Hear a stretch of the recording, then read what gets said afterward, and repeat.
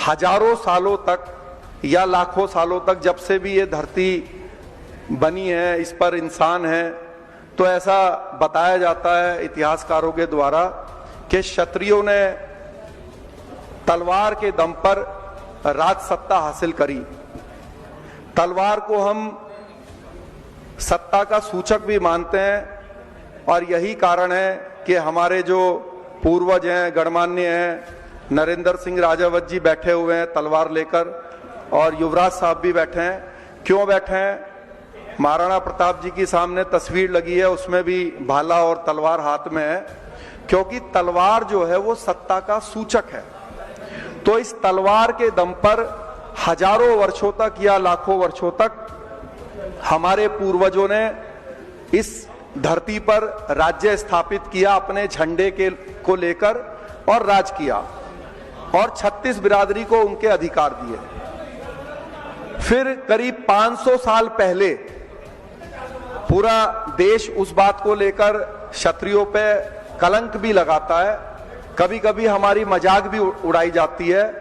और एक इतिहास में एक बात बताई जाती है कि मुगल साम्राज्य को स्थापित करने वाला बाबर अफगानिस्तान काबुल से आया और उनके सामने राणा सांगा जी, जो कि हमारे महान पूर्वज हैं, उनसे करीब 4 गुना सेना लेकर, हाथों में तलवार लेकर, उनको खानवा के युद्ध में हराने के लिए जो है डटे हुए थे, खड़े हुए थे। एक तरफ कुछ हजार मुगलों की सेना थी और दूसरी तरफ उनसे दुगने या तीगने राजपूत योद्धा थे, आपके और हमारे पूर्वज। लेकिन फिर भी एक ही दिन में हमारे वो पूर्वज वो युद्ध हार गए। अब लोग मजाक बनाते हैं, लोग कहते हैं कि भाई आप तो अपने आप को शूरवीर और राजा और बहुत बताते हैं, लेकिन आप तो मुगलों का सामना, बाबर का सामना, आपके पूर्वज तो एक दिन भी नहीं कर पाए। और उस युद्ध को हारने की वजह से इस धरती का इतिहास और भूगोल पूरा बिगड़ गया, अलग हो गया। क्योंकि खानवा का युद्ध जब हार गए तो मुगल साम्राज्य स्थापित हुआ। तो ये क्यों हुआ, ये कैसे हुआ? मुझे बहुत अफसोस है कि किसी ने इस पर कभी विचार नहीं किया। ऐसा क्यों हुआ? इसलिए हुआ क्योंकि हमारे जो पूर्वज थे उनके बहादुरी में कोई कमी नहीं थी। वो तो वीर योद्धा थे, वो तलवार लेकर खड़े हुए थे कि आप आओगे तो हम आपकी गर्दनों को काट के आपसे ये युद्ध जीतेंगे। लेकिन पहली बार जो बाबर था वो अपने साथ तोप लेकर आया, गोला बारूद लेकर आया।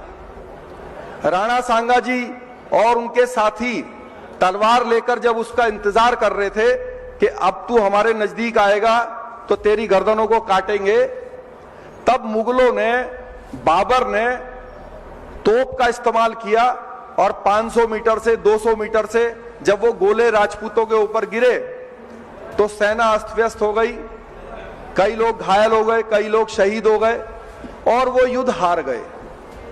तो आप मुझे ये बताइए कि जब वो 20,000 या जितनी भी संख्या हमारे राजपूत योद्धाओं की, पूर्वजों की थी, उनको उनकी गर्दन काटने के लिए मौका ही नहीं मिला क्योंकि वो नजदीक नहीं आए, तो राजपूतों को बाबर ने या मुगलों ने थोड़ी ना हराया। जो राजपूतों की तलवार थी, उस तलवार को जो है उस तोप ने हराया। और जब वो तलवार को उस तोप ने हराया तो उस तोप के दम पर 500 सालों तक जो है मुगलों ने इस धरती पर राज किया। 500 साल तक उस तोप के दम पर राज करते रहे।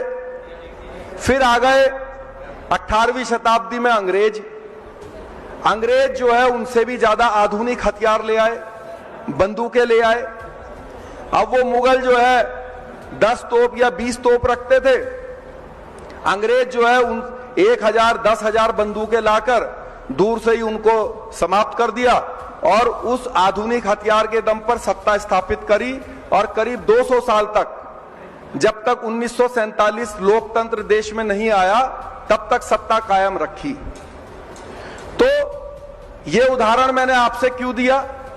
ये इसलिए दिया कि जब तक सत्ता तलवार से हासिल हुई तो राजपूतों ने हजारों वर्षों तक राज्य स्थापित करके राज्य किया, लेकिन तलवार को तोप ने हराया और 500 साल राज किया, और तलवार और तोप को बंदूक ने हराया अंग्रेजों की तो करीब 200 साल तक राज किया। और फिर आया 1947, देश में लोकतंत्र आया, और लोकतंत्र में राजा बनने का सिस्टम हुआ वोटिंग मशीन से। वोटिंग मशीन ने तोप को भी हराया, तलवार को भी हराया, बंदूक को भी हराया। आज देश का राजा प्रधानमंत्री मोदी जी हैं। ना उन्होंने तलवार चलाई, ना बंदूक चलाई, ना कोई तोप चलाई, लेकिन आज वो देश के राजा हैं। इस राजस्थान के लोकतंत्र के राजा हैं यहाँ के मुख्यमंत्री शर्मा जी। ना उन्होंने कोई तोप चलाई, ना तलवार चलाई। तो जो समाज सही समय पर सही हथियार चलाना नहीं जानता, नहीं सीखता, वो समाज बर्बाद हो जाता है, खत्म हो जाता है। और यही कारण है कि पिछले 700 सालों से आपकी सिर्फ मट्टी पलीत होती है, आपको कभी राज करने का दोबारा मौका नहीं मिला, क्योंकि आपने सही समय पर, अगर हमारे पूर्वज तलवार को अपग्रेड करके तोप और बंदूक सीख गए होते तो राज्य स्थापित नहीं हो पाता।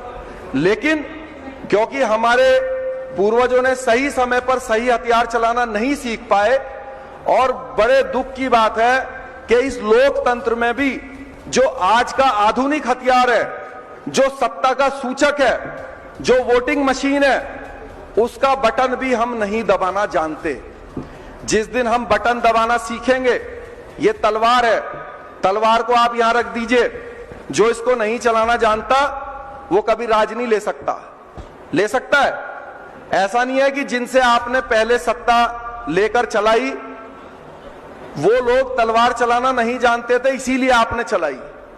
आज आप वोटिंग मशीन चलाना नहीं जानते, आपको यह मालूम नहीं है कि मुझे बटन कौन सा दबाना है, इसीलिए जिन्होंने आज अपने झंडे बनाए, चाहे वो राजस्थान में हनुमान बेनीवाल हो, चाहे वो मुलायम सिंह यादव हो, चाहे वो बहन मायावती हो, चाहे वो चंद्रशेखर रावण हो, चाहे वो नीतीश कुमार हो, चाहे लालू यादव हो, और पता नहीं कितने, चाहे वो शिवसेना के बाला साहब ठाकरे हो, ऐसा कोई समाज नहीं है जिसने अपना झंडा बना के अपने समाज को ये नहीं समझाया कि अपने झंडे के सामने बटन दबाना सीखो। जिस दिन आप वो बटन दबाना सीख गए, आप लोकतंत्र में राजा बनना शुरू कर दोगे, और वरना तो जैसे दूसरे कभी राज्य नहीं स्थापित कर पाए, आप भी भूल जाइएगा कि लोकतंत्र में आप दोबारा राजा बनेंगे जब तक आप आधुनिक हथियार वोटिंग मशीन को चलाना नहीं सीखेंगे।